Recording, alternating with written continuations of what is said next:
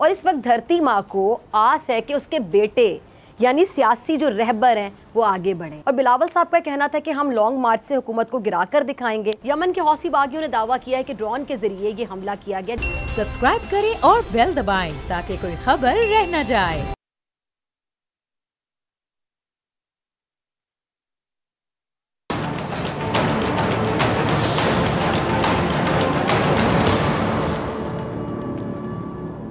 अस्सलाम वालेकुम नाज़रीन, मैं हूं डॉक्टर फ़िज़ा अकबर खान और मैं हूं पाकिस्तान और आप देख रहे हैं पाकिस्तान के सबसे बड़े न्यूज़ चैनल का नंबर 1 प्रोग्राम ऐसे नहीं चलेगा। नाज़रीन, इस दुनिया में सबसे खूबसूरत रिश्ता वालिदैन का है, जो अपनी औलाद की ज़िंदगी बनाने के लिए बड़ी से बड़ी कुर्बानी देते हैं अपनी औलाद के लिए। अच्छा, यूँ तो वालिद हों या वालिदा, दोनों का औलाद की ज़िंदगी में अपना अपना किरदार होता है जिससे कोई इनकार नहीं कर सकता, लेकिन माँ की जो ममता है उसका कोई जोड़ ही नहीं है। इसका अंदाज़ा आप इस बात से लगाएं कि खुद खालिक कायनात ने जब इंसान से अपनी मोहब्बत का इजहार करना चाहा तो माँ के प्यार को बुनियाद बनाया। ये कहना कि अल्लाह अपने बंदे से 70 माओं से ज़्यादा प्यार करता है, ये जुमला माँ जैसी अजीम हस्ती को खिराज तहसीन नहीं है तो और क्या है। औलाद के लिए माँ के प्यार को मापा नहीं जा सकता, बल्कि वो पैमाना ही मौजूद नहीं है जो माँ के प्यार की पैमाइश कर सके कि माँ का प्यार कितना है, क्योंकि ये एक ऐसा अनमोल रिश्ता है जिसका कोई नेमुल बदल नहीं हो सकता। इंसान हो या फिर जानवर हो, माँ तो सबकी होती है और खुशकिस्मत है जिसकी माँ जिंदा है, जिसकी दुआएं औलाद के रास्ते से कांटे चुन लेती हैं। अच्छा, इस अनमोल रिश्ते की जो कदर है वो नसीब वालों के हिस्से में आती है। अब ऐसी कहानी कि एक बेटा पढ़ लिख कर बहुत बड़ा आदमी बन गया, दौलत आ गई उसके पास, बहुत ज़्यादा तरक्की आ गई। अब ये तरक्की माँ की कुर्बानियों की वजह से आई, माँ की दुआओं का नतीजा थी, जिसने वालिद की वफ़ात के बाद हर तरह का काम काज मेहनत मजदूरी करके उस इंसान को इस काबिल बनाया, अपने बेटे को इस काबिल बनाया। अब होना तो ये चाहिए था कि माँ जो बेटा जो है वो माँ का एहसानमंद होता कि माँ ये तेरी दुआओं की वजह से, तेरी कुर्बानियों की वजह से, तेरी मेहनत की वजह से आज मैं इस मुकाम पर हूँ। लेकिन उल्टा, शादी के बाद उसकी बेगम को माँ से शिकायत रहने लगी कि वो उनके स्टेटस में फिट नहीं बैठती हैं। जब वो लोगों से मिलते हैं तो उन्हें शर्म आती थी, लोगों को बताते हुए कि ये बूढ़ी औरत उनकी माँ है।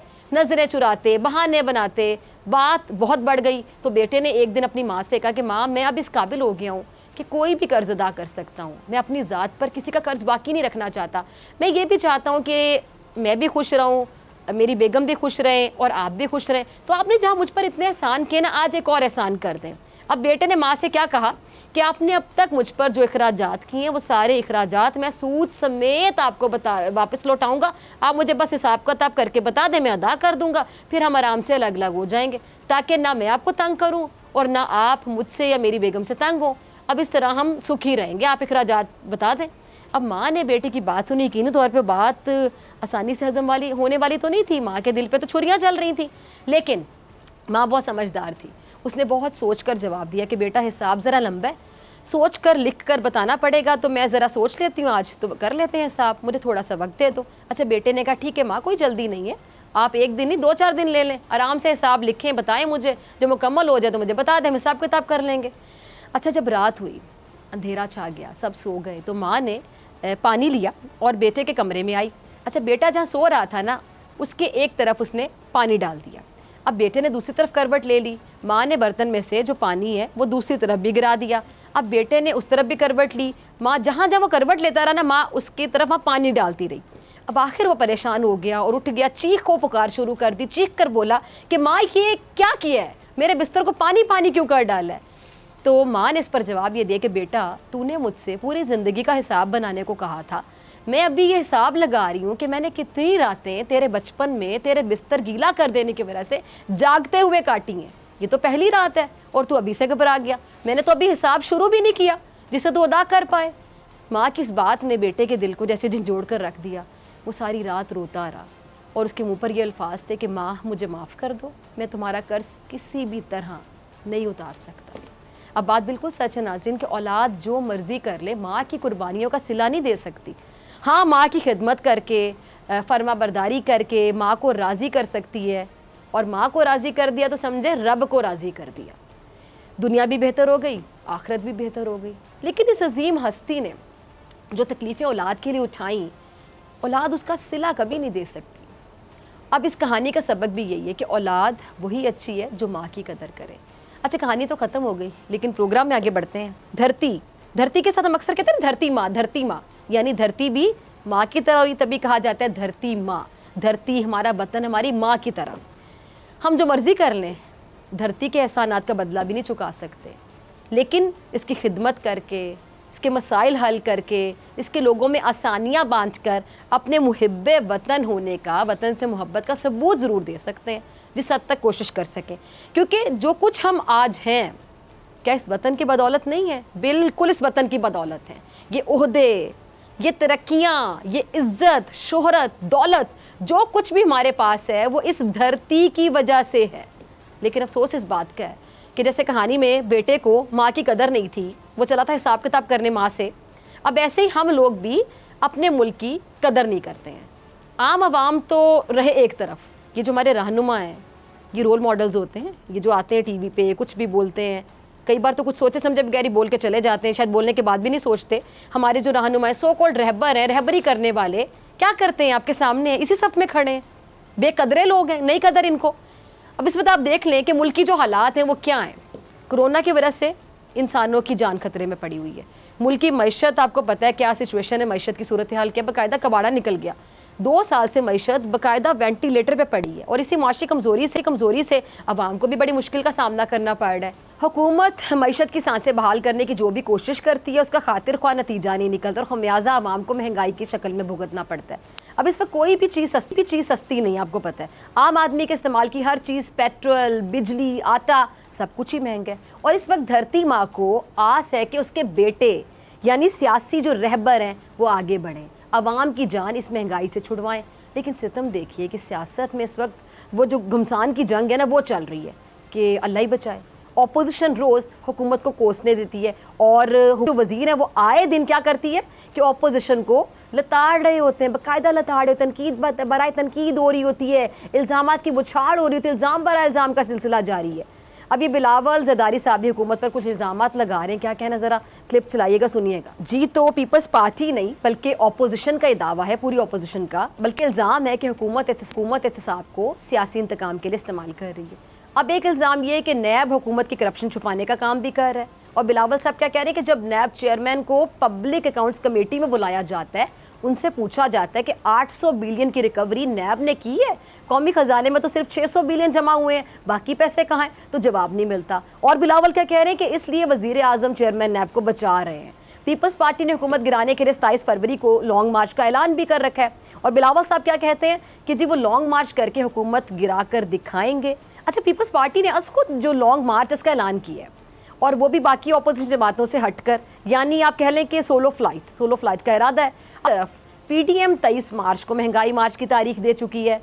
अच्छा, मकसद एक है तो तारीखें अलग अलग क्यों हैं?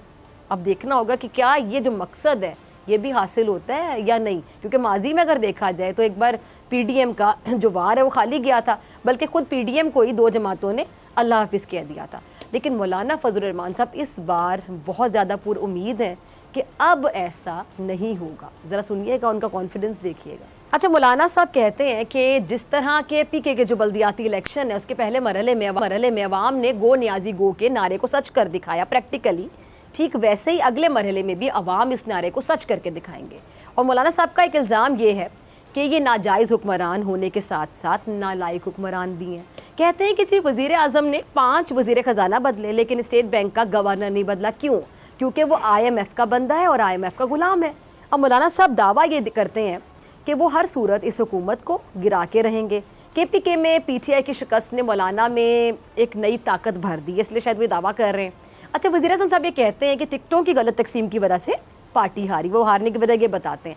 लेकिन मैं ये समझती हूँ कि PTI की जो हार है, शिकस्त है, उसकी एक सबसे बड़ी वजह महंगाई है। ज़ाहिर बात है, महंगाई होगी, अवाम परेशान होंगे, अवाम आपकी परफॉर्मेंस से मुतमईन नहीं होगे तो अवाम के पास पूरा राइट है, वो आपको वोट में हरा देंगे, आपको इलेक्शन में हरा देंगे, वोट ना दे के आपको साबित कर देंगे प्रैक्टिकली। यानी अवाम अपने गमो गुस्से का इजहार या जो महंगाई में अवाम पिस रही है उसका बदला लेने के लिए अवाम के पास एक हथियार है कि आप इलेक्शन में आपको शिकस्त का सामना हो जाए। और अवाम ने वो किया, अवाम ने महंगाई का जो गुस्सा है वो वोट ना डाल के निकाल दिया। अच्छा, अगर हुकूमत ने अगले इंतखाब से पहले महंगाई ख़त्म कर दी तो फिर मौलाना फजल रहमान साहब के ये जो इरादे हैं यकीनी तौर पे खाक में मिल सकते हैं। लेकिन शर्त क्या है कि अगर हुकूमत आवाम के मसाइल को हल करने में कामयाब हो जाए, या महंगाई जो सबसे बड़ा मसला है, मसला नंबर 1 है, उसको ख़त्म करने में कामयाब हो जाए, इसको हल करने जाए। लेकिन अगर महंगाई बाकी रही तो फिर क्या होगा? यकीनी तौर पे ये जो हुकूमत है उसके लिए नमा फिक्री है, मुश्किल तरीन हालात होंगे हुकूमत के लिए। ये मैं ऐसे नहीं कह रही हूँ, आप ये जो हुकूमती वुज़रा हैं ज़रा उनको देख लें, जो उस वक्त भी महंगाई को बाकायदा महंगाई को छोड़कर सियासी मामलात पर तवज्जो दे रहे हैं, बल्कि कह लें कि नित नए बयान दे रहे हैं। शहबाज गिल साहब कुछ फरमा रहे हैं, ज़रा सुनिएगा क्या कहते हैं। सुना आपने शहबाज गिल को, वो क्या कहते हैं कि शहबाज शरीफ ने अपने ख़ानदान के 4 अफराद के लिए डील की दरख्वास्त की। बहुत बड़ा दावा है जो शहबाज गिल कर रहे हैं, और आज तो शहबाज गिल साहब ने तो तादाद है 4 से बढ़ाकर 5 कर दी है। यानी कल 4 यार थे, कौन थे ये उन्होंने बता दिया था, आज 5वां प्यारा कौन है ये नहीं बताया गिल साहब ने। ये हवा में तीर चलाए जा रहे हैं, ये वाकई पे शायद वाकई को अंदर खाते कोई खिचड़ी पक रही है। अच्छा, हुकूमती खिलाड़ी जो है ना वो डील का शोर क्यों मचाने लग गए हैं? कौन डील कर रहा है, किससे डील कर रहा है? अब ये सवाल तो DG ISPR ने भी उठाए थे। क्या शहबाज गिल इसका जवाब देंगे? लगता नहीं है, बल्कि शहबाज गिल साहब तो कहते हैं कि जी शरीफ ख़ानदान की कभी डील होने ही नहीं देंगे। अच्छा, इमरान खान साहब उनके रास्ते में खड़ा है वो कहते हैं, और शहबाज क्या कह रहे हैं कि जी नवाज शरीफ लंदन से निकाले जाएंगे और सीधा पाकिस्तान आकर जेल में जाएंगे। नवाज शरीफ जेल जाएं या कहीं और, अवाम को इससे क्या गर्ज है? अवाम को इससे कोई लेना देना नहीं। अवाम कह रही महंगाई कम करें, अवाम इस वक्त महंगाई की चक्की में पिस रही है, इससे निजात चाहती है। लेकिन अब आपने देखा जितने भी सियासी रहबर हैं इनकी तकरीरों में महंगाई का बराए नाम जिक्र है, बल्कि समझ लें सारा ये जो अपनी सियासत, अपनी अपनी कुर्सी, अपना अपना उल्लू सीधा करने के चक्करों में लगे हुए, सारे अपना अपना जो चूरन है ना वो बेचने की फिक्र में लगे हुए कि अपना अपना मंजन बिक जाए, इनका अपना अपना चूरन बिक जाए। अब फवाद चौधरी साहब वो भी महंगाई नहीं बल्कि डील डील डील यही बातें कर रहे हैं। कोई महंगाई का भी जिक्र कर ले, अवाम को महंगाई से कैसे छुटकारा दिलाना, अल्लाह के बंदो उसका भी जिक्र कर लें। ज़रा चलाइएगा चौधरी साहब का क्लिप। अच्छा, फवाद चौधरी कहते हैं कि शरीफ ख़ानदान तो अदालतों से भागा हुआ है, नवाज शरीफ लंदन फ़रार हो गए हैं, उन्होंने मुल्क को लूटा, लेकिन ये लोग सियासत पर लेक्चर देते हैं तो हमें इससे फ़र्क ही नहीं पड़ता। फवाद चौधरी के बकौल नून लीग में से लोग नवाज शरीफ का पत्ता काटना चाहते हैं। हुकूमत नवाज शरीफ को बरतानिया से वापस लाना चाहती है, इसके लिए बरतानिया से मुआहदे की कोशिशें जारी हैं। अब हुकूमत का मौक़िफ़ क्या है कि नवाज शरीफ इलाज के नाम पर धोखे से बाहर गए, उन्हें हर सूरत वापस लाया जाएगा। अब दूसरी तरफ नून लीग का मौक़िफ़ ये है कि नवाज शरीफ सिर्फ पार्टी की मुशावरत से वापस आएंगे, और मैं ये कहती हूँ कि नवाज शरीफ वापस आए ना आए या फिर ना आए, चीज़ों की जो कीमतें हैं ना वो वापस आ जाएं। अवाम को कोई गर्ज नहीं है नवाज शरीफ साहब की वापसी से, अवाम चाहती है महंगाई से छुटकारा मिले।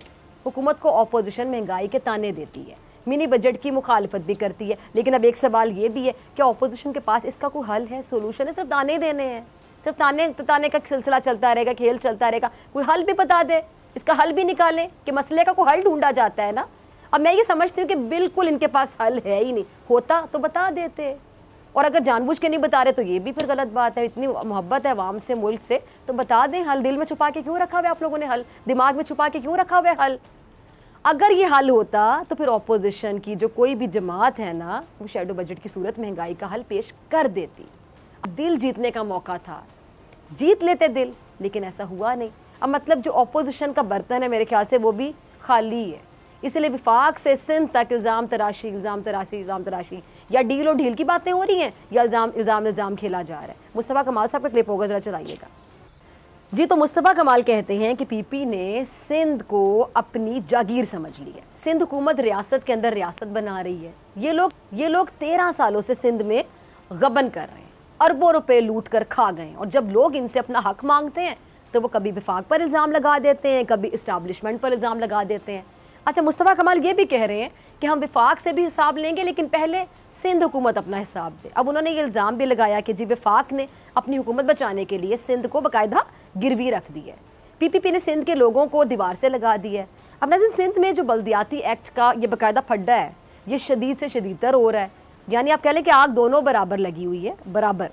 जमात इस्लामी है और जो दूसरी जमातें हैं वो भी सरापा एहतजाज है, लेकिन पीपल्स पार्टी भी वो सिचुएशन नहीं होती ईंट का जवाब पत्थर से देना, वो वाली सूरत हाल है, ईंट का जवाब पत्थर से दे रही है। तो वैसे में मामलात कैसे हल हों जब इधर से ईंटें बरसेंगी, उधर से पत्थरों का ढेर आएगा। सईद गनी साहब को सुनिएगा ज़रा जी। तो सुना आपने सईद गनी साहब को। सच्ची बात शायद यही है कि जो सारी सियासी जमातें हैं, वो सारे जो सियासी रहनुमा हैं, अवामी मसाइल पर किसी की तवज्जो नहीं है। हर तरफ सियासी पॉइंट स्कोरिंग का ये जो चक्कर है ना, यही चल रहा है। अवाम कहीं नज़र ही नहीं आ रहे इनको। बल्दियाती एक्ट पर सियासी धमाल डाली जा रही है, लेकिन इस मसले को मिल बैठकर हल करने के लिए जो हमारे ये सो कॉल्ड रहबर हैं ये तैयार नहीं है। अब ऐसे में बताएं मसला हल कैसे होगा? मसला हल होगा या फिर बढ़ेगा? भुगतना किसको है? अवाम को। इन्हें क्या गर्ज है? अगर सियासी रहबरों ने ना होश के नाखून ना लिए और ये जो तनकीद बराए तनकीद, इल्ज़ाम बराए इल्ज़ाम तराशियाँ, इसकी बात इधर, इसको इधर वार कर दिया, इधर से पत्थर मार दिया, उधर से ईंट मार दी, अगर ऐसा ही होता रहेगा और ये तनकीद के जो वार हैं, तनकीद बराए तनकीद के वार, ये नहीं रुकेंगे तो फिर अवाम इनसे बदला ले लेंगे। और आपको पता है अवाम बदला कैसे लेंगे? अवाम इंतखाबात में बदला ले लेंगे, जैसे कि KP के इंतखाबात में PTI से अवाम ने बदला लिया। अब ऐसे जो अपसेट है ये हर जमात को देखने पड़ेंगे। जो अवाम के साथ ज्यादती करेगा अवाम तैयार बैठी हुई है, क्योंकि अवाम अब हर चीज़ का जवाब वोट की ताकत से देते हैं। और इसीलिए वज़ीर आज़म ने भी आने वाले दिनों को अहम तरीन करार दे दिया। पीपल्स पार्टी के मंजूर को भी अगले जो 3 महीने बड़े अहम लग रहे हैं।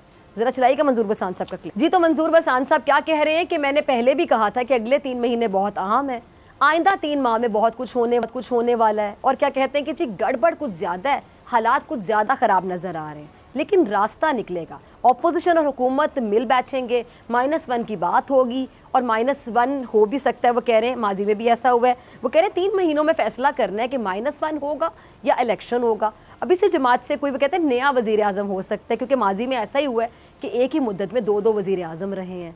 फरवरी में कलंदर की धमाल लगेगी और ऐसा लगेगा कि कोई नहीं बचेगा। ये बात सच है कि महंगाई ने ऐसा रगड़ा लगाया है कि अब आवाम के जो सब्र का पैमाना है वो लबरेज हो गया। इसलिए रहबरों को सियासत को एक तरफ रखना होगा और अवाम की फलाह का सोचना होगा। अब इनके जो मसाइल हैं मेरे ख्याल से वो अब हल करने होंगे। अब नहीं हल करेंगे तो कब हल करेंगे? हुकूमत और अपोजिशन को मिलकर सबसे पहले जो चीज़ कंट्रोल करनी है, काबू में करनी है, महंगाई। वरना अवाम अभी भी नाराज़ हैं और अगर मज़ीद नाराज़ हो गए तो उनके गुस्से का जो सामना है ना वो इन्हीं रहबरों के लिए बड़ी मुश्किल खड़ी कर देगा। ये रहबर गुस्से का सामना कर नहीं सकेंगे। जैसे कि कहानी का क्या नतीजा निकाला था कि ये जो धरती है ये भी माँ की तरह होती है जिसके दुखों का मदावा करना होगा, वरना ऐसे नहीं चलेगा। मिलते हैं ब्रेक के बाद।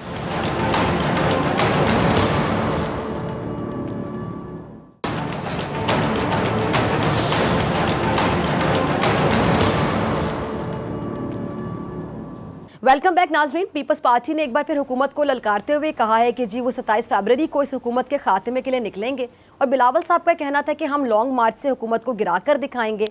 अब नाज़रीन पीपल्स पार्टी जो पहले अदम एतमाद के हक़ में थी और PDM से भी सेनेट और कौमी असम्बली में अदम एतमाद की तहरीक लाने के लिए उनका साथ चाहती थी, मगर अब वो अपने इस मुतालबे से पीछे हट रही है। अब सब परेशान है कि क्यों हट रही है, क्योंकि बिलावल साहब ने वाजे कहा है कि जी सेनेट चेयरमैन के खिलाफ अदम एतमाद के लिए नंबर पूरे नहीं है और वैसे भी सेनेट में अदम एतमाद से इमरान हुकूमत गिराने का मकसद पूरा नहीं होगा।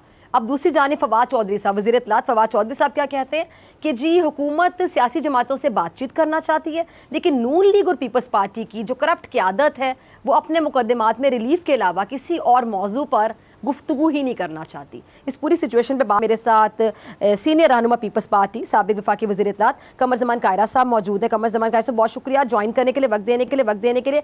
कायरा साहब, बिलावल साहब कह रहे हैं कि हुकूमत ने रात के अंधेरे में अवाम दुश्मन जो मिनी बजट उसको ज़बरदस्ती पास करवाया था, तो क्या आपको नहीं लगता कि तमाम अपोजिशन मिलकर भी हुकूमत पर किसी किस्म का प्रेशर या दबाव नहीं डाल सकी और ना ही बेहतरीन तरीके से एहतजाज कर पाई है? तो क्या इसकी वजह अपोजिशन के जो अंदरूनी इख्तलाफात हैं वो है कि आपस में एक नहीं है, तो हुकूमत को कैसे प्रेशराइज किया जाए? देखिए, पहली गुजारिश यह है कि इससे पहले की लेजिस्लेशन हो या मौजूदा मिनी बजट हो, ये आखिरी वक्त तक इनके इत्तेहादी इनसे नाराज थे। हुकूमत के अपने जो कंपोनेंट्स हैं, इनके अपने लोग जो हैं वो वज़ीर आज़म के सामने खड़े हो गए। जो हमारी एहतजाज था, हमारी आवाज़ थी, उस आवाज़ ने अपना रोल प्ले किया। रही बात असेंबली में, हमारे मेंबर तो कम थे। अपोजिशन होती ही वो है जिसके नंबर कम हो, कभी अकलियत वाली हुकूमत नहीं हुआ करती। हमने हुकूमत में होगा।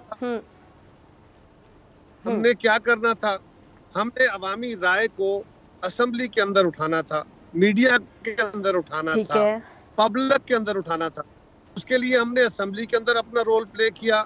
अपोजिशन क्या जोरदार नहीं कर सकी, वो काम करना चाहिए था जो इमरान खान साहब करते रहे, वो काम करना चाहिए था जो शायद खाकान अब्बासी साहब का करते रहे। क्या उस काम को ही मीडिया वाले दोस्त जो हैं वो मौसर अपोजिशन समझते हैं, या अपोजिशन का काम बंदूकों के जरिए है। अपोजिशन का असेंबली के अंदर एहतजाज करना है, अपनी तकरीरों के जरिए अपनी राय देनी है, और अवाम की राय आमा को हमवार करने के लिए मीडिया का और या फिर सड़कों पे एहतजाज का रास्ता इख्तियार करना है, वो हम कर रहे हैं। रही बात कि बिलावल साहब कह रहे हैं हम इस हुकूमत को गिरा के दम लेंगे, पीपल्स पार्टी ने इससे पहले जितनी भी इत्तेहाद बनाए, उन इत्तेहादों को जब जब हमने रास्ता पैदा किया तो अल्टीमेटली वो इत्तेहाद अपनी कामयाबियां हासिल करने में कामयाब हुए। अब भी पीडीएम हमने बनाया, ठीक है, ये अलग बात कि पीडीएम से हमको अलग करने की बहुत जल्द पैदा हो गई, शायद खाकान अब्बासी साहब को, लेकिन पीडीएम हमने बनाया था तो उसके बाद जलसे जुलूस हुए तो हुकूमत हिल गई। पीपल्स पार्टी ने बड़े जोर लगा के बाय इलेक्शंस पे कायल किया, तो बाय इलेक्शंस हमने जीते, हुकूमत की चूल्हे हिल गई। उसके बाद जब सेनेट का इलेक्शन आया फिर भी यही था, बाकी सारे दोस्त इस बात से मुखालिफ थे, लेकिन पीपल्स पार्टी ने बड़े जोर से इस बात को मनवाने में कामयाबी हासिल की कि सेनेट का इलेक्शन लड़ना चाहिए। उसका नतीजा सामने आया। पीपल्स पार्टी आज भी अदम एतमाद की उस तहरीक से अलग नहीं है।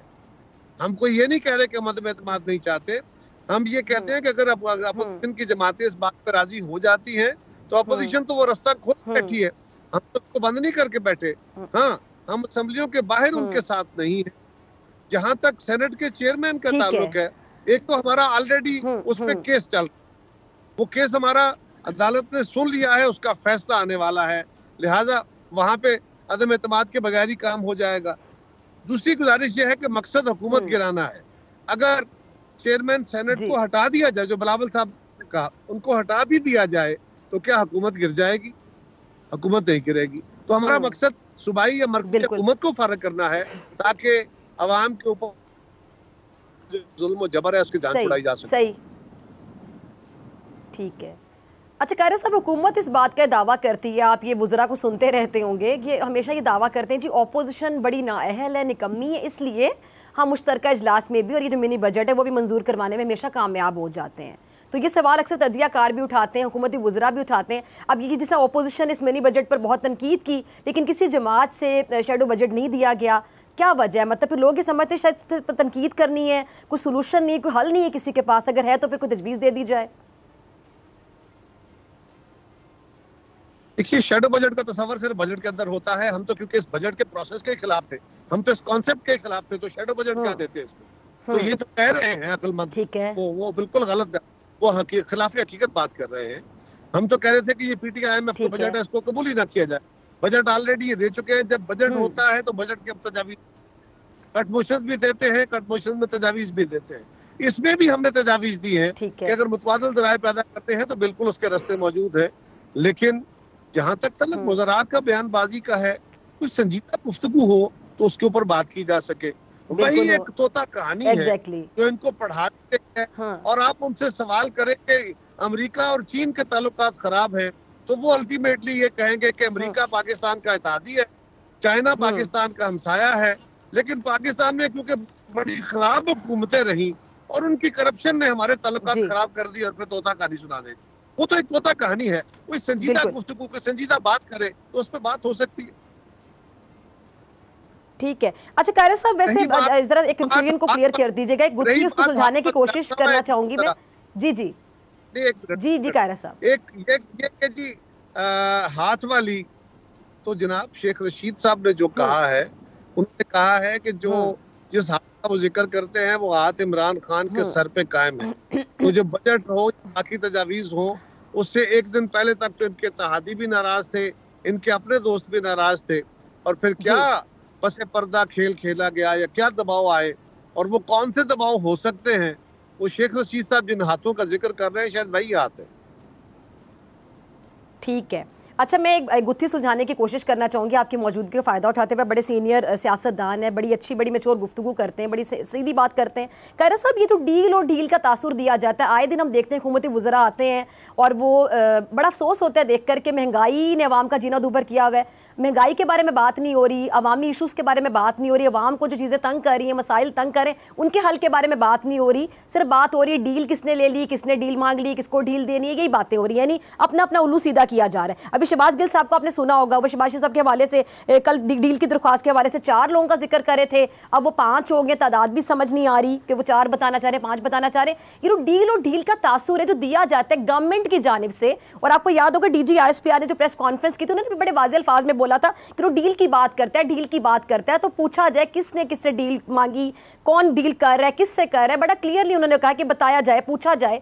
तो ये जो डील का शोर है, ये डील का शोर ये उठता कहाँ से है? ये सिटिंग गवर्नमेंट की जानिब से भी तो ये बातें आती हैं सामने। क्या आपको वजह समझ आती है? पहली बात तो ये है कि डॉक्टर साहब भाई, ये सवाल तो आपको फवाद चौधरी साहब से, शेख रशीद साहब से करना चाहिए, वो इसका जवाब दें कि वो कौन है लोग। दूसरा, आपको चाहिए कि आप DG ISPR से सवाल करें, जनरल साहब से पूछे कि वो हुकूमत से पूछे, वो हुकूमत का हिस्सा है ना, हुकूमत से पूछे कि हुकूमती वज़रा जो बातें करते हैं क्या वो अफवाज पाकिस्तान या हमारी सिक्योरिटी एस्टेब्लिशमेंट की तौकीद में इजाफा कर रहे हैं, उनकी न्यूट्रलिटी का जिक्र कर रहे हैं, या वो उनकी तज़हीक और तौहीन करने का एक बायस बन रहे हैं। ये तो अब फौज जाने, ISPR जाने और हुकूमत जाने, ये तो उन्हीं का जवाब हो सकता है। लेकिन ये जो है ना, इसका शोर होना, इस शोर की एक बुनियादी वजह ये भी है कि हुकूमत ने बजट पास कर लिया, जैसे भी कर लिया, और उसके बाद परसों उन्होंने पेट्रोलियम प्राइसेस की कीमतें बढ़ा दी, कि बाकी चीजों की कीमतें बढ़ी हैं, बदवियात की कीमतें बढ़ी हैं, खाद की कीमतें बढ़ी हैं, फर्टिलाइजर की और जो पेस्टिसाइड्स हैं उनकी कीमतें बढ़ी हैं, बहुत सारी चीजों के निर्ख जो है वो एक रात में बढ़े। तो उस पे बहस करने की बजाय उन्होंने एक शुरली छोड़ी, उस शुरली को लेके भाग पड़े। और आपने, क्योंकि सवाल उसके करने थे सारे मीडिया ने, हमने जवाब उसके देने थे जो सवाल आप करें। सो जो डिबेट आपने छेड़ी, बेसिकली वो डिबेट करके सारे मीडिया के टेंशन उधर ले गए और मीडिया 3 दिन से वो प्रोग्राम उस पे कर रहा है। अब आप जरा खुद सोचिए, वो कौन सा जी शऊर होगा ये मान ले, फर्ज करें ये बात हुई, तो कौन सा ऐसा बंदा होगा कि 4 बंदे इकट्ठे गए, किसी साहिब हैसियत शख्स से मिले और कहा जी मियां नवाज शरीफ और शहबाज शरीफ को छोड़िए, हमारी खिदमत हाजिर है। क्या लोग इस तरह, ये साजिश हुई ना, वो अपनी क़यादत के खिलाफ साजिश करने गए, ये इल्जाम आ रहे। तो क्या कोई साजिश करने इस तरह ग्रुप बना के जाता है? क्या इस तरह जाया जा सकता है? इसकी लॉजिक देख ले। और सवाल ये है कि ये डिबेट मैं तो नहीं कर रहा, ये डिबेट तो आप शुरू कर रहे हैं सारे मीडिया वाले, और उन्होंने सक्सेसफुली डिफ्लेक्ट किया है डिबेट को, बजाय इसके कि महंगाई के ऊपर, मिनी बजट के ऊपर, पाकिस्तान के जो इकोनॉमिक सोवरेनिटी है उसको कंप्रोमाइज करने का जो स्टेट बैंक का सरेंडर है उसके ऊपर बहस होती, पेट्रोलियम प्राइसेस के ऊपर बहस होती। आप 3 दिन से ये सवाल कर रहे हैं और हम मजबूर हैं कि हम तो उसी का जवाब देंगे जो आप सवाल करेंगे। अच्छा, ठीक। अच्छा, कह रहे हैं पीपल्स पार्टी अदम एतमाद लाने के लिए बड़ी मुतहरिक थी, बल्कि मगर अब ये जो बिलावल साहब है, अब वो ये कह रहे हैं कि जी अदम एतमाद के बगैर हुकूमत गिरा कर दिखाएंगे। तो क्या इसका मतलब ये समझा जाए कि पीपल्स पार्टी मायूस हो गई है क्योंकि अदम एतमाद के लिए जो PDM जमाते हैं उन्होंने साथ नहीं दिया आप लोगों का? जी बिल्कुल साथ नहीं दिया, ये तो बात आपकी दुरुस्त है। अगर साथ देते तो अब तक ये फारग हो चुके होते। हम तो उस वक्त कह रहे थे जब सेनेट का इलेक्शन हुआ था, तो सेनेट में गवर्नमेंट को शिकस्त हुई थी, that was the right time, उस वक्त नहीं माने। अब इसके ऊपर वो बहस है और वो भी इस पे कंसिडर कर रहे हैं, अच्छी बात है, देर आयत दुरुस्त आयत। वो अगर इस पे आएंगे तो पीपल्स पार्टी बिल्कुल ऑप्शन को इस्तेमाल करेगी। पीपल्स पार्टी इससे मुफर तो नहीं चाहती, हम इस हुकूमत से जान छुड़ाना चाहते हैं, किसी गैर कानूनी गैर आईनी हथकंडे के जरिए नहीं, बल्कि एक लॉजिकल वे से। ठीक है, ठीक है। जिस तरह कि आपने कहा कि देखिए उन्होंने साथ नहीं दिया, अगर साथ दिया होता तो हुकूमत अब तक घर जा चुकी होती, गिर चुकी होती। तो आप एक सीनियर सियासतदान हैं, आप नवाज लीग की सियासत को कैसे देख रहे हैं कि एक बार फिर से जो उनकी डील के इल्जामात सामने आ रहे, इस पर आपने खुलकर बात की। मैं मौलाना साहब के हवाले से जानना चाहूँगी, PDM के हवाले से, कि महंगाई मार्च से पहले आपको क्या लगता है कि PDM के महंगाई मार्च से पहले कहीं मौलाना साहब अकेले ना रह जाए, कायरा साहब नवाज लीग को गेम कर दें उनके साथ? देखिए, मैं किसी बदगुमानी का शिकार ना होना चाहता हूँ, ना किसी पे इल्जाम लगा सकता हूँ। मेरे पास ना कोई सबूत है, ना कोई बात है कि मैं इल्जाम लगाऊं, और उनको इस तरह आपस में बदगुमानी होती भी नहीं। मैं तो उनके लिए भी दुआगो हूँ कि वो भी इस हुकूमत से जान छुड़ाने के लिए कोशिश हैं, इस मुल्क के अवाम की जान छूटे। यानी मकसद आप लोगों का एक ही है। गुड विशेस फॉर देम, लेकिन मैं इसके ऊपर इस बदगुमानी का ना शिकार हूँ, ना किसी के बारे में शक कर सकता हूँ। ठीक है कायरा साहब, यानी आपका कहना है कि मकसद एक ही है आप लोगों का, उनका भी आपका भी, कि जी हुकूमत को गिराना है, हुकूमत को घर भेजना है। बहुत शुक्रिया कायरा साहब आपके वक्त के लिए। नाज़रीन, आपसे मुलाकात होगी इस ब्रेक के बाद।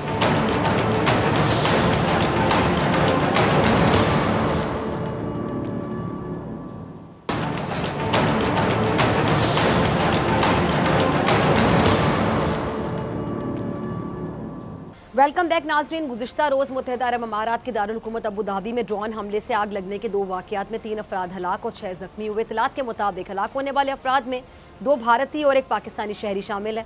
यमन के हौसी बागियों ने दावा किया है कि ड्रोन के जरिए ये हमला किया गया जिससे तबाही हुई। यमन के हौसी बागियों ने धमकी भी दी है कि अगर मुत्तहिदा अरब अमारात यमन के खिलाफ जारहाना इक़दाम से बाज नहीं आया तो मजीद फ़ज़ाई हमले भी किए जा सकते हैं, जिसके जवाब में मुत्तहिदा अरब अमारात की अमूर खारिजा और आलमी ताउन की जो वजारत ने ड्रोन हमले की मजम्मत करते हुए जिम्मेदारान को सजा देने के अज़म का इजहार भी किया। और आज सऊदी सरबराही में कायम अस्करी इत्तेहाद, जिसका मुत्तहिदा अरब अमारात भी हिस्सा है, उनकी जानिब से यमन के दारुल हुकूमत सना पर फ़ज़ाई हमले किए गए, जहाँ हौसी बागियों का कब्जा है। सना में फ़ज़ाई बमबारी के दौरान तकरीबन 14 अफराद मारे गए और मकामी अफराद का ये कहना है कि बमबारी के दौरान सऊदी ज़ेर क़यादत इत्तेहादी फ़ौज और हौसी गिरोह के दरमियान झड़प भी हुई है। अच्छा, दूसरी जानिब पाकिस्तान की जानिब से यूएई पर किए जाने वाले हमले की शदीद मजम्मत करते हुए कहा गया है कि दहशतगर्दी के इस वहशियाना अमल पर पाकिस्तान यूएई से यकजहती का इजहार करता है। इस सूरत हाल पर बात करने के लिए मेरे साथ सीनियर दिफाई तजियाकार ब्रिगेडियर रिटायर्ड हारिस नवाज साहब। ब्रिगेडियर साहब, बहुत शुक्रिया ज्वाइन करने के लिए। ब्रिगेडियर साहब, हौसी बागियों की जानिब से अक्सर सऊदी अरब पर ये ड्रोन हमले किए जाते हैं, लेकिन इसकी निस्बत मुत्तहिदा अरब अमारात पर बहुत कम हमले किए गए हैं और इनमें से अक्सर को इमाराती जो हुकाम है उन्होंने नाकाम भी बना दिया है। अभी नए हमले और खित्ते में जो कशीदगी है, इसको आप कैसे देखते हैं? हालात किस तरफ जाएंगे? देखें, ये हालात ठीक नहीं है और वजह यह है कि जनरली यूएई ने ठीक है सऊदी अरब के साथ मिलके वहाँ पर सपोर्ट किया है, but they avoided direct clash. Second, उनका बॉर्डर भी जो है वो इनके साथ नहीं मिलता, बल्कि सऊदी अरब को मिलता है सारा एरिया। रीसेंट जो वजह, और फिर उसके बाद आपने देखें कि एक यूएई ने एक बनाया हुआ ग्रुप बनाया हुआ जिसको हम कहते हैं सेपरेटिस्ट सदरन जो है ये ट्रांजिशनल काउंसिल, STC इसको कहा जाता है, जो कि वहाँ पर बनाई है उन्होंने बेसिकली इसलिए कि वो डायरेक्ट होती से क्लैश नहीं करते, बल्कि उन्होंने अली अब्दुल सालेह वहाँ पर जो उनके प्रेसिडेंट थे उनकी गवर्नमेंट को सपोर्ट करते हुए गवर्नमेंट के साथ वो अटैक करते हैं, लड़ाई करते हैं, लेकिन वो किसी हालत में भी होती से क्लैश नहीं किया ताकि ये ज़्यादा एस्केलेशन ना हो। अब ये फर्स्ट टाइम जो है कि इन्होंने जॉइंट ब्रिगेड इन्होंने ऑपरेट किया, जिन्होंने सर्टन एरियाज में जाके वहाँ पर 2-3 उनके जो पोर्ट्स की जगह हैं उन पर कब्जा कर लिया। अब जिसकी वजह से ज़्यादा एस्केलेशन हुई है। और फिर रिटेलिएशन में क्या होती ने किया, रेड सी में यूएई का वेसल एक उन्होंने सीज कर लिया, उसकी वो उन्होंने कर लिया और फिर उन्होंने ये अटैक किया ताकि ये वार्न करें यूएई को कि आप एस्केलेट ना करें, आप जिस तरीके से चल रहे थे उस तरह चलें, हमारे खिलाफ डायरेक्ट अटैक नहीं करें, otherwise we will go for further attack. तो ये बेसिक वजह है जिसकी वजह से ये एस्केलेशन हुई है और जिसमें 2-3 लोगों को जानी नुकसान हुआ अबू धाबी के अंदर। ठीक है। अच्छा ब्रिगेडियर साहब, गुज़िश्ता साल मार्च में सऊदी अरब ने यमन में जो हौसी बागी हैं उनको जंग बंदी की पेशकश की थी, आपको याद होगा, जिसका पाकिस्तान ने भी खैर मकदम किया था, लेकिन बात आगे नहीं बढ़ सकी। अब अमेरिका ने भी अबू धाबी पर जो हमले इसके बाद जो हौसी बागी हैं उनको सज़ा देने का ऐलान किया है, तो अमेरिका की इस खित्ते में जो दिलचस्पी है, इंटरेस्ट है, और यमन पर क्या कहेंगे आप? जहाँ भी ईरान और सऊदी अरब का आपस में क्लैश होगा वहाँ पर अमेरिकन और इजरायली उसको हवा देंगे। We should be very clear. अब एक हौदी ने जो ये एक एक्शन किया है जिसकी वजह से अब अमेरिकन को एक और मौका मिला है कि वो हौतीस के खिलाफ ऑपरेशन करेंगे। ज़ाहिर है ईरान उनको सपोर्ट करेगा और एस्केलेशन होगी, हौतीस फिर उसके बाद सऊदीज़ पे और यूएई पे जाके अटैक करेंगे। सो ये फर्दर एस्केलेशन होगी, कहीं ना कहीं वो ईरान को इन्वॉल्व करना चाहते हैं। आई थिंक एक बड़ा गुड स्टेप था जो अभी डिसाइड हुआ है कि किंगडम सऊदी अरेबिया ने और ईरानियन ने डिसाइड किया कि we are going to reopen their embassies. When you have your embassies and your direct communication, then there lot of thing which to resolve, and if you don't have a communication they escalate. तो I think ये अगर ये कोशिश कर लें, उसको जल्दी से जल्दी इस्टेब्लिश करें, उससे हालात बहुत बेहतर होंगे। और Iran should clarify to Saudi Arabia कि they are not involve, they don't want any escalation in Yemen. The only thing is कि कहीं ना कहीं ऑपरेशन को सीज करें और बाहमी रजामंदी से वहाँ पे हुकूमत कायम की। ठीक है। अच्छा मेरे से पाकिस्तान का किरदार आने वाले दिनों में क्या होना चाहिए, आपको क्या लगता है? क्योंकि सऊदी अरब और यूएई का ये मानना है कि जो हौसी बागी हैं उनकी पुष्पनाही ईरान करता आ रहा है। देखें, ये तो बात है, लेकिन आई थिंक पाकिस्तान को नंबर 1 ज़ाहिर है हमारे सऊदी अरब से यूएई से बहुत ताल्लुकात हैं और नेचुरली वो हमें हर मौके पे सपोर्ट भी करते हैं। We have to support them, but Pakistan जाहिर है कि अगर आपको याद हो सऊदीज ने पहले कहा कि जी Pakistan you send their troops in Yemen, which Pakistan refused, and that is I think very sensibly also, but they should try to become a mediator between Saudi Arab and Iran and try to resolve this issue amicably, because there are spoilers and they want to escalate the situation, and it is not in the interest of Muslim countries and also in Middle East. So Pakistan should play the part of a mediator, and that it should be the Pakistan only role available there. ठीक है। अच्छा, खबर ये भी कि Saudi अरब और Iran सिफारती ताल्लुकात बहाल करने पर रजामंद हो गए हैं, और तेहरान टाइम्स के मुताबिक सऊदी अरब और ईरान अपने जो सिफारत खाने हैं वो भी खोलने की तैयारी कर रहे हैं, और पाकिस्तान ने भी इन दोनों ममालिक के लिए सालिसी का किरदार अदा किया था। आपको लगता है कि एक अच्छी पेशरफ्त है ये दोनों ममालिक का सिफारत खाने खोलना? बहुत अच्छी पेशरफ्त है, ये जितनी जल्दी खोला जाए, और पाकिस्तान की इसमें बहुत एफर्ट है, और हुकूमत पाकिस्तान को आई थिंक इसमें हमें मुबारकबाद देनी चाहिए कि they have been successful to at least de-escalate the situation between both Islamic countries. And there are countries who want a clash between Iran and Saudi Arab, and about a year back it was a very serious situation. But things are improving, sense is prevailing. Iranian government and Kingdom Saudi Arab, I think they have now understood the reality, and they should learn to live together, and that is where they are reopening the embassies in both the countries, which will pave the way for understanding, more interaction, and more removing all misunderstanding. ठीक है। अच्छा बेटी साहब, Saudi Askari इत्तेहाद जो बना था उसका chief general राहील शरीफ साहब को बनाया गया था, उस वक्त उस फौजी इत्तेहाद का जो असल मकसद था वो क्या था, और अब क्या वही जो फौजी इत्तेहाद है वो मिलकर यमन में कोई कार्रवाई कर सकता है, करेगा? आई डोंट थिंक, बेसिकली वो कार्रवाई था कि अगर कोई फोर्सेस सऊदी अरब के ऊपर अटैक करती हैं, ऑफेंसिव क्रिएट करती हैं, तो फिर they will are going to provide protection to this complete, ये फोर्स जो बनी थी ये उसके खिलाफ करेगी। तो ऐसी कोई सिचुएशन है, पाकिस्तान भी हमेशा यही कहता है अगर किसी कंडीशन में हरमैन शरीफ और खाना काबा पर दोनों जो हैं होली सिटीज़ पर अगर कोई या सऊदी अरब कोई ऑफेंसिव होता है तो Pakistan will definitely go and defend Saudis territorial boundaries, but Pakistan will not participate in any operation where Pakistan troops have to go across the border and do carry out some offensive operation. So I think Pakistan की policy इस मामले में बहुत clear और वाज़ेह है। ठीक है, बहुत शुक्रिया बेटी साहब आपके वक्त के लिए। इसी के साथ डॉक्टर फ़िज़ा अकबर खान आज़ाद, आपसे मुलाकात होगी इंशाल्लाह कल सेम टाइम सेम चैनल। अगर ज़िंदगी ने वफ़ा की दुआओं में याद रखिएगा, अपना बहुत ख्याल रखिएगा। अल्लाह ने के बाद।